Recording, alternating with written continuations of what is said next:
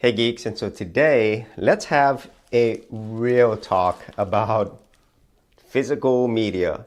So basically I'm going to be talking about the real cost of having physical media, specifically collecting Blu-rays and 4Ks. So if you're watching this channel, you probably know that this is something I absolutely love doing. I've been collecting movies since the day of VHS, Laserdisc, and so forth. And so it's been a very long time. I love movies, and I do enjoy some shows as well.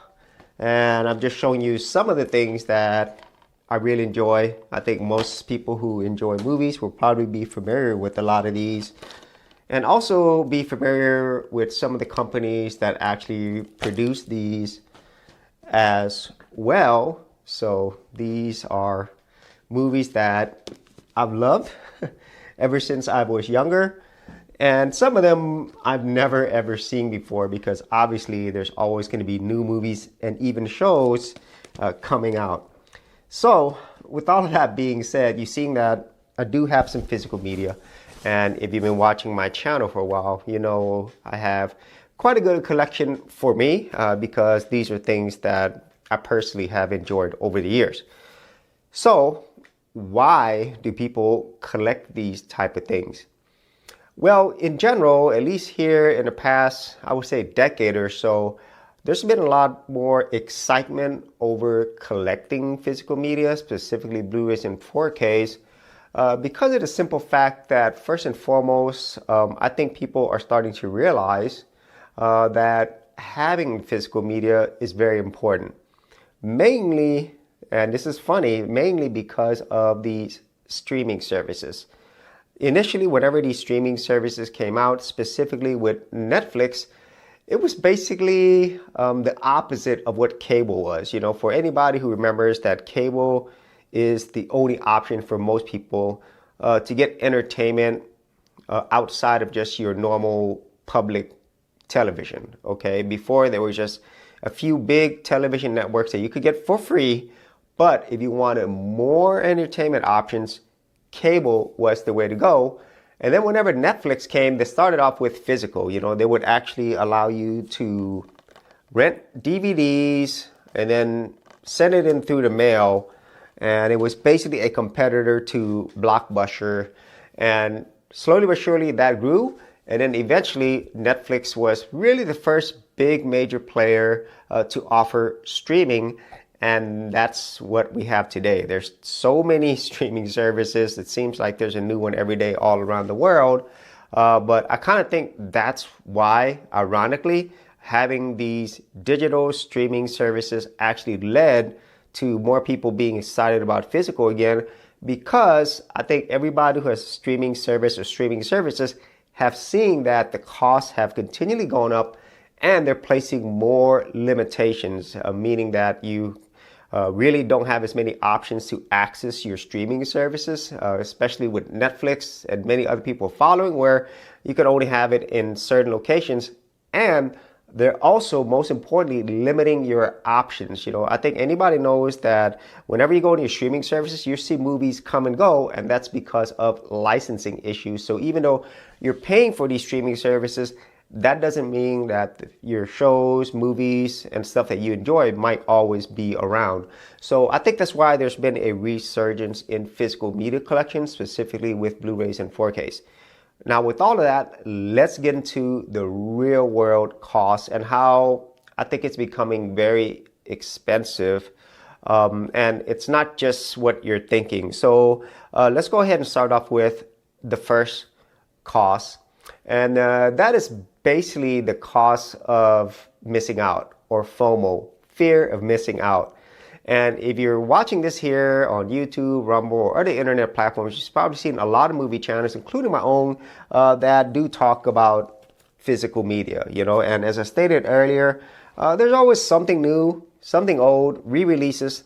There's always that in the whole world of physical media. And so you might feel like you're missing out if you don't get on these new releases. And that's something that I didn't think would affect me, but it definitely does. And then the other thing is, whenever you are collecting these, it does take up space. Okay, so for a lot of people, they're thinking of physical space, and that's exactly the space that's going to take up. It's just simply no way around it. The more you buy, the more space you need, and that's something that not everyone has. And as your collection grows, you're going to need to figure out where to store your stuff, especially if you don't live in a very big place. So this is a challenge I think every physical media owner's going to go through. But it's not just physical space, it's also mental space. So as you're collecting, as you're seeing other people collect, you know, it's constantly on your mind. You're like, oh man, what's the latest releases? Which ones am I gonna get? Which ones did I miss out on? You know, which version of this should I get? And so it not only occupies physical space, but it occupies mental space, which I think is even more important than the physical because it's in your mind, which leads to the other thing. At a certain point, I think for some people, or maybe a lot of people who does this type of stuff, you might become addicted to it. So I've been guilty of this myself where, wow, I'm just like looking online or going to physical stores and looking to see which one can I buy? What can I add to my cart? You know, do I need the 4K? And well, I just start like buying and adding stuff that I don't really need. And more importantly, I find myself spending more time getting more excited about actually buying it than actually watching it.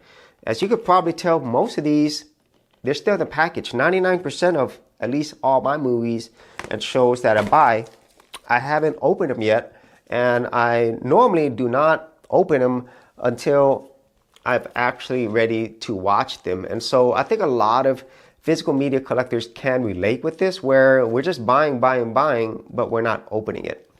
Which leads me to the final thing, and that is obviously cost. This stuff is expensive. And if you get into this whole cycle of FOMO, feeling like you need all the latest titles, constantly spending more time adding more and more titles with all these new releases, well, at some point, you're going to spend a lot of money and then you might get into a lot of debt. And I think this is really dangerous. And I don't think as many people talk about it. And it's not just like movies, you know, it's games, music. It could be any type of thing that you collect. You could definitely run into a problem of being addicted, buying things that you really don't need, and then getting into debt, which has real life consequences. And it just doesn't affect you, especially if you have a family and children and so forth. It could affect your entire family. And there's many times where entire family relationships or any type of relationships actually get destroyed due to money issues. And that's one thing that it's really hard to avoid, because unless you're getting this for free, you're going to have to spend money. And I know it's not easy, especially if this is something that you enjoy doing. You get excited about it, gives you a rush, you're addicted to it like most people are, and that's where you get into trouble. And at least for me, I do not like debt. And so every single one of my Blu-rays, 4Ks, games, everything that I have, it's all paid for. And I know that's not something that everybody's able to do. But I kind of feel that if you are going to be getting into this, try as much as possible to have a plan, and most importantly, have a budget.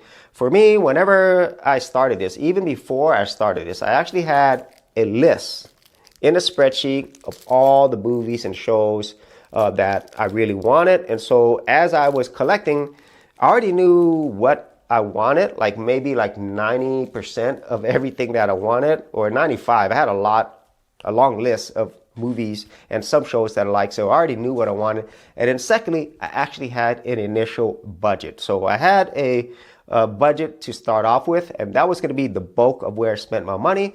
And then later on, as I'm able to afford it, and if there are things that are interesting, then I'll buy it, because by that point, if I had gone through my lists, I've already gone through my budget, I kind of have all the stuff that I need. And then, as with most collectors, at a certain point, you might just be buying just to buy. And I'm trying my best to avoid that. And so far, it's working.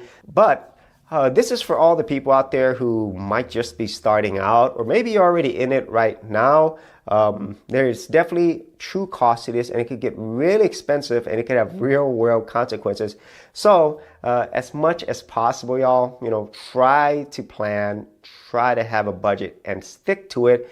And I kind of feel if you do that, this whole idea of collecting physical media can be really a fun, entertaining thing that you could share with people without going into a lot of debt or getting into a lot of problems. And so if you actually had any thoughts on this, be sure to leave in the comments area below. And if you did want to see more of my movie show collection videos, I do have an entire playlist. I'll leave that in the description area below. Hey geeks, if you are a brand new creator and you simply want something easy to get you started, well, I got something for you with my Creator Starter Kit. This is a super simple step-by-step guide that's going to take you from having no channel to developing your very first YouTube channel, along with ideas, thumbnail designs, and other creator tips, including marketing. And the best part is, all of this is free. Simply head over to the link below, check out my page, and get started creating.